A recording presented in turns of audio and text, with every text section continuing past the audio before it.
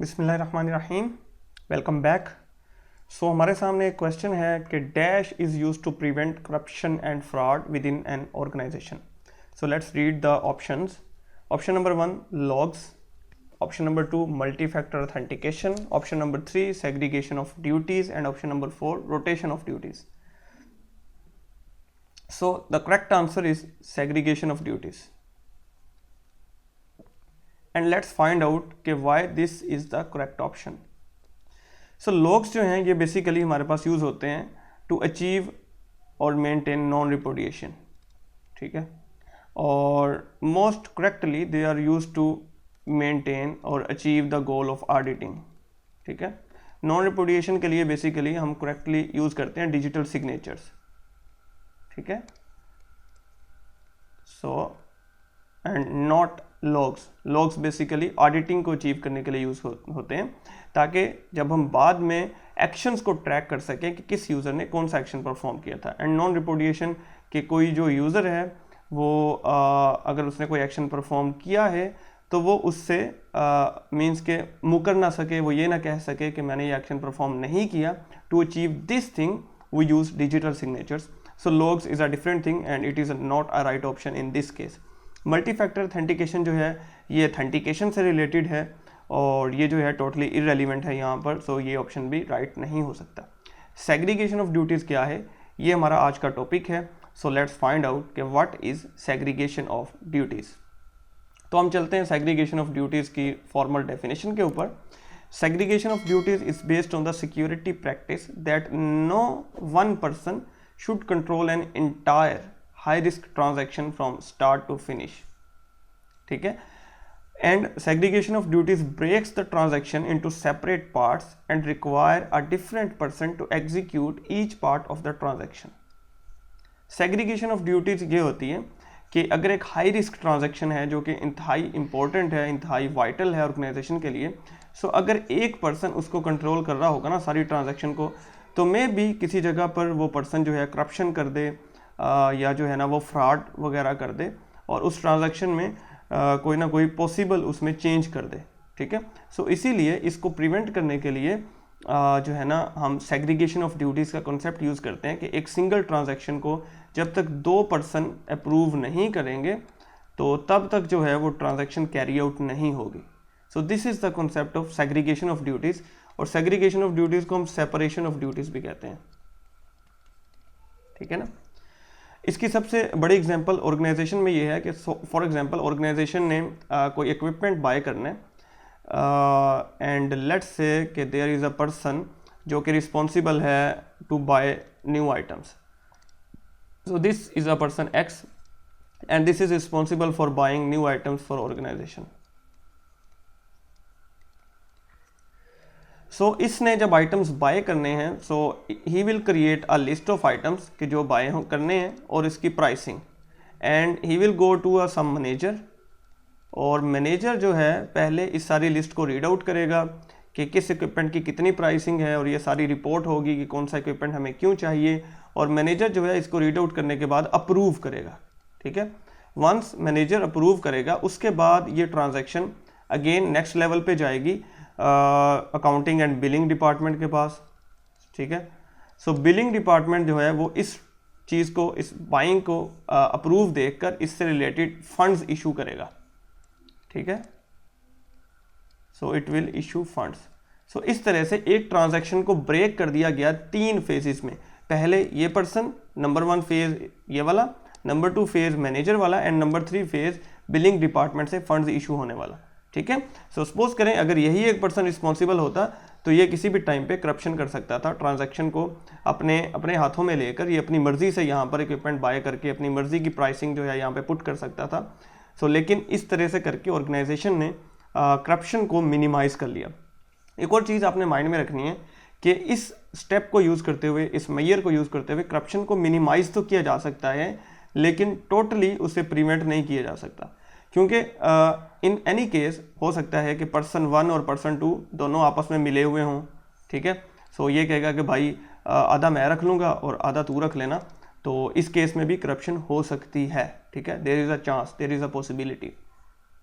सो इसी चीज़ से रिलेटेड हमारे पास एक कॉन्सेप्ट और है, and which is called dial control. Dial control ये होता है कि लेट से एक इन्फॉर्मेशन है विच इज़ वेरी इंपॉर्टेंट, लेकिन वो सारी की सारी इन्फॉर्मेशन एक पर्सन को पता नहीं होती, ठीक है। सो यहाँ पर भी 2 पर्सन इन्वॉल्व होते हैं। So half of the information is known by 1 person, ठीक है, and second half of the information is known by second person. लेकिन जब उस इंफॉर्मेशन जो है वो फ़ायदेमंद तभी होगी जब वो उसके दोनों पीसीज आपस में मिलेंगे। इसकी सबसे बड़ी एग्जांपल यहाँ पर लेते हैं कि सपोज करें ये एक वॉल्ट है बैंक के अंदर, और इसको एक कोई पासवर्ड या पिन कोड लगा हुआ है, या इसका कोई लॉक है। सो लॉक जो उसके जो हाफ ऑफ द उसका जो लॉक है वो इस पर्सन को पता है, और हाफ जो लॉक है वो इस पर्सन को पता है। सो इस केस में अगर हमें यहाँ से इस वॉल्ट को ओपन करना है, सो इस पर्सन को भी इस पर्सन को भी लेके आना पड़ेगा और इस पर्सन को भी लेके आना पड़ेगा। अगर दोनों एट अ टाइम वहाँ पर मौजूद होंगे एक जगह पे, ये दोनों एट अ टाइम उस इंफॉर्मेशन को आपस में जब तक उसको मिक्स नहीं करेंगे तब तक हमारे पास फुल इंफॉर्मेशन नहीं बनेगी, और तब तक हम इसको जो लॉक है वो ओपन नहीं कर सकेंगे, ठीक है। सो दैट मीन्स अगेन यहाँ पर जो सिक्योरिटी मेजर है वो क्या है कि no one person knows full information. Again ये भी यूज़ होता है किस लिए, ताकि अगर एक बंदे को फुल इंफॉर्मेशन पता है तो मे बी वो उसके थ्रू कोई मिलिशियस एक्टिविटी कैरी आउट ना कर सके, वो ऑर्गेनाइजेशन को कोई नुकसान ना पहुंचा सके। सो इस वजह से एक पर्सन को फुल इंफॉर्मेशन नहीं दी जाती, बल्कि और इसको जो है ना इंफॉर्मेशन को स्प्लिट कर दिया जाता है, ठीक है। यहाँ पर एक कॉन्सेप्ट और यूज़ होता है जिसे हम स्प्लिट नॉलेज कहते हैं, स्प्लिट नॉलेज, ठीक है। क्वेश्चन आ सकता है कि split knowledge is used to achieve, split knowledge is used to achieve which thing. Split knowledge का मतलब है कि हाफ नॉलेज एक पर्सन के पास है और हाफ नॉलेज दूसरे पर्सन के पास है। सो ये जो कॉन्सेप्ट है ये कहलाता है split knowledge, and it is used to achieve which thing, segregation of duties, option 2 person integrity, option 3 authentication, option 4 dual control. So आपका फ़ौरन से आंसर होगा कि this is used to achieve dual control, ठीक है।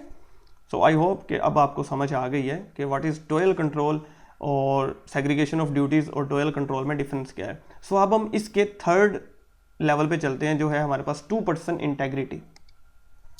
2 पर्सन इंटेग्रिटी जो rule है वो स्टेट करता है कि minimum of 2 person must be should be available or present in an area together, making it impossible for a person to be in the area alone, ठीक है। इससे जो है ना 2 पर्सन इंटेग्रिटी जो है वो रूल हमें बताता है कि किसी जगह पर किसी फिजिकल एरिया के अंदर, ठीक है, आपको माइंड में रखना है कि ये जो रूल है ये रिलेटेड है फिजिकल एरिया से, फिजिकल एक्सेस टू एरिया, इससे रिलेटेड है। सपोज ये हमारे पास जो है ना एक डाटा सेंटर है, ठीक है। तो इस डाटा सेंटर के अंदर अगर हमने 2 पर्सन इंटेग्रिटी का रूल अप्लाई किया हुआ है तो इट मीन्स कि इस डाटा सेंटर के अंदर एक टाइम में एटलीस्ट 2 पर्सन्स का होना ज़रूरी है, एटलीस्ट 2 बंदों का होना ज़रूरी है, ठीक है। ये 2 पर्सन इंटेग्रिटी रूल क्यों किया जाता है, इसकी रीज़न ये है कि एक तो अगर एक पर्सन अकेला होगा तो पॉसिबल है कि वो कोई मलिशियस एक्टिविटी कैरी आउट करना चाहे, या वो कोई जो है ना वो यहाँ से कोई इन्फॉर्मेशन स्टील करना चाहे, कोई चोरी करना चाहे, किसी सर्वर को नुकसान पहुँचाना चाहे। तो जब वो पर्सन अकेला होगा तो ज़्यादा कंफर्टेबल फील करेगा, लेकिन 2 पर्सन होंगे तो वो जो है ना इस चीज़ से जो है रुक जाएगा। दूसरा इसका जो दूसरा इम्पैक्ट है वो ये होता है कि सपोज करें कोई ऐसा एरिया है जिसके अंदर जो है कोई मतलब हाईली सिक्योर्ड एरिया है, कोई रेडिएशन टाइप एरिया है, कोई न्यूक्लियर फैसिलिटी है, तो उसके अंदर अगर एक पर्सन को किसी भी वजह से कोई नुकसान पहुंच जाता है, कोई डैमेज हो जाता है, उस पर्सन को कोई हेल्थ इशू बन जाता है, तो ये जो दूसरा पर्सन है वो उसकी हेल्प करने के लिए अवेलेबल होगा, या मे बी ये पर्सन जो है जाके अलार्म ही रिंग कर दे अगर कोई ऐसा इशू क्रिएट होता है वहाँ पे, ठीक है। सो ये रूल जो है ना वो 2 पर्सन इंटेग्रिटी कहलाता है। 2 पर्सन इंटेग्रिटी और डोयल कंट्रोल में फ़र्क है। फ़र्क क्या है? 2 पर्सन इंटेग्रिटी बताता है कि एक एरिया के अंदर एटलीस्ट 2 लोगों को प्रेजेंट होना लाजमी है, ठीक है। अगर एक पर्सन अकेला है तो वो इस एरिया के अंदर इंटर नहीं हो सकता, उसको लिए लाजमी है कि वो साथ एक और बंदा भी लेके आए और फिर वो इसके अंदर जा सकता है। लेकिन जो डोयल कंट्रोल है, डोयल कंट्रोल रिलेटेड है इंफॉर्मेशन से, dial control is related with the information, ठीक है, कि एक बंदा जो है उसे कितनी इन्फॉर्मेशन मिलेगी। सो डुअल कंट्रोल कहता है कि एक बंदे के पास हाफ इन्फॉर्मेशन होगी और हाफ वाला दूसरा हाफ जो है वो दूसरे बंदे के पास होगा। So this is related to information. और 2% इंटेग्रिटी जो है ये फिजिकल प्रेजेंस से रिलेटेड है। सो दिस इज अ डिफरेंस, ठीक है। क्वेश्चन जो है वो आ सकता है आपको कंफ्यूज करने के लिए कि सपोज जो है ना an organization's login system requires that the SMS code must be entered from 2 persons mobile phones, ठीक है। एक सिनेरियो ये है कि ऑर्गेनाइजेशन के सिस्टम के अंदर अगर लॉगिन होना है तो जब तक 2 पर्सनस के मोबाइल फ़ोन के ऊपर आने वाला कोड जो है वो इकट्ठा करके वहाँ पर इंटर नहीं किया जाएगा तो वो ऑर्गेनाइजेशन के सिस्टम में लॉगिन नहीं होगा। So this is an example of which thing, तो आप फ़ौरन से बता देंगे कि this is an example of dual control, ठीक है ना। Because 2% integrity is related to the physical access to an area. अगर किसी एरिया तक फिजिकल एक्सेस की बात हो रही है तो हम 2% इंटेग्रिटी को चूज़ करेंगे, ठीक है। और उसमें मेंशन होना चाहिए कि जो है ना इसमें एटलीस्ट 2 पर्सन्स को फिजिकली यहाँ पर प्रेजेंट होना चाहिए, तो हम कहेंगे कि this is the 2% integrity rule. Thank you so much. And अगर आपको वीडियोस पसंद नहीं आ रही तो इस चैनल को बिल्कुल सब्सक्राइब ना कीजिए। Thank you so much and अल्लाह हाफिज़।